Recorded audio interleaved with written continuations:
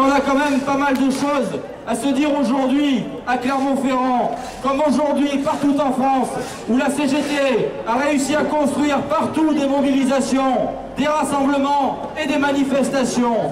Dans 145 villes de France, aujourd'hui, les salariés ont pu se mobiliser à l'appel de la CGT, un appel pour défendre notre protection sociale. Encore une fois, avec ce slogan, pour la Sécu, plus de salaire, plus d'emplois, c'est vital.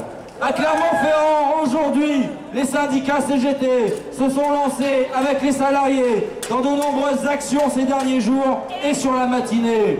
Dans la construction, dans le commerce et les services, dans les caisses de la Sécu, avec le syndicat de nos organismes sociaux ou encore à la Poste, à la CEITA, nous avons été au contact des salariés et de la population. Mais nous ne pouvons que constater la nécessité des convergences revendicatives et des convergences des actions.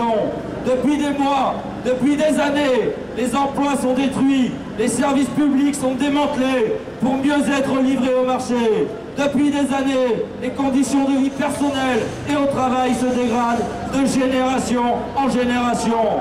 En ce sens, la lutte prend tout son sens, avec les étudiants aujourd'hui aux côtés des travailleurs.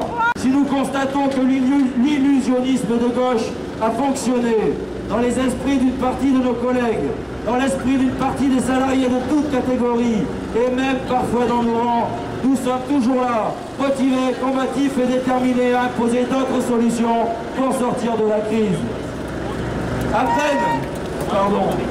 peine étaient-ils au pouvoir qu'ils se sont attaqués à la transformation du dialogue social. Les mascarades des conférences sociales ont donné lieu à de nombreuses négociations entre les organisations syndicales de salariés et le patronat.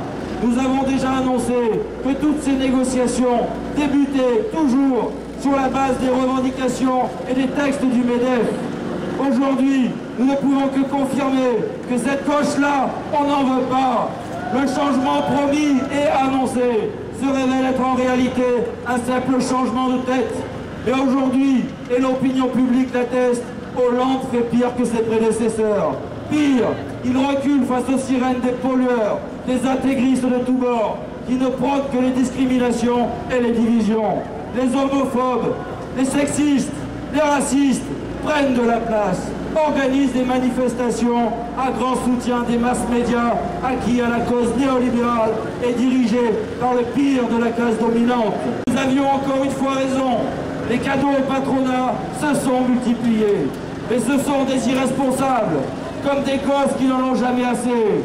Le crédit impôt compétitivité emploi, la loi dite de sécurisation des parcours professionnels, les exonérations de cotisations sociales. Et maintenant, il faudrait encore aller plus loin en éliminant les représentants des salariés dans les entreprises. Et maintenant, il faudrait aussi libérer le travail du dimanche. Il faudrait que le temps de travail augmente. Il faudrait que le CDI ne soit plus la référence. Il faudrait supprimer ou diminuer le rôle des conseillers qui agissent au prud'homme pour faire respecter les droits des salariés. Il faudrait encore que les salariés investissent dans les entreprises, que les salariés s'unissent avec les employeurs pour sauver la France et l'économie. Voilà le programme. À la CGT, nous dénonçons une fois de plus cette politique d'austérité. Nous condamnons tous les choix politiques actuels de recul sociaux et nous le redisons avec force, il y a d'autres solutions pour sortir de cette situation de crise vers le progrès social partagé. Il faut mettre à terre le pacte de responsabilité et de solidarité qui n'est qu'une véritable arme de guerre pour détruire notre modèle social, construit justement sur les valeurs de solidarité intergénérationnelle et interprofessionnelle.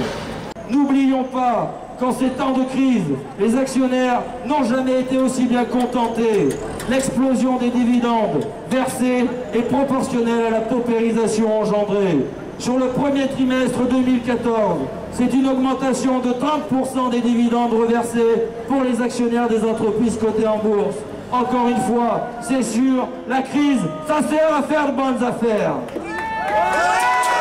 D'une part, le fameux trou, le déficit de la Sécu, qui s'élève environ à 15 milliards. D'autre part, le montant des fraudes patronales sur les cotisations sociales à hauteur, et c'est un calcul de la Cour des comptes, de 25 milliards d'euros par an. 700 millions, il n'y en a plus pour les familles. 15 milliards, c'est le trou. La fraude fiscale, c'est 25 milliards d'euros par an. Réveillons-nous, bordel.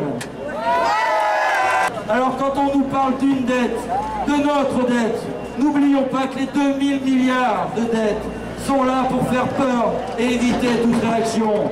N'oublions pas que ces 2000 milliards de dettes sont aussi composées de plus de 220 milliards d'aides publiques données aux entreprises, des aides qui ne produisent indéniablement aucun effet sur l'emploi, sur les salaires ou sur la résorption de la précarité et de la pauvreté, bien au contraire. Et cet argent est le nôtre, nous devons remettre la main dessus.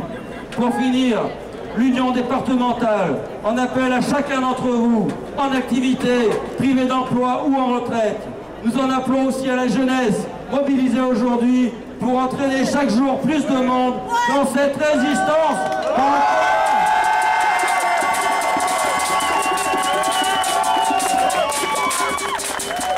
Dans cette résistance et dans le combat contre cette austérité rampante et pour construire un avenir meilleur à nos enfants.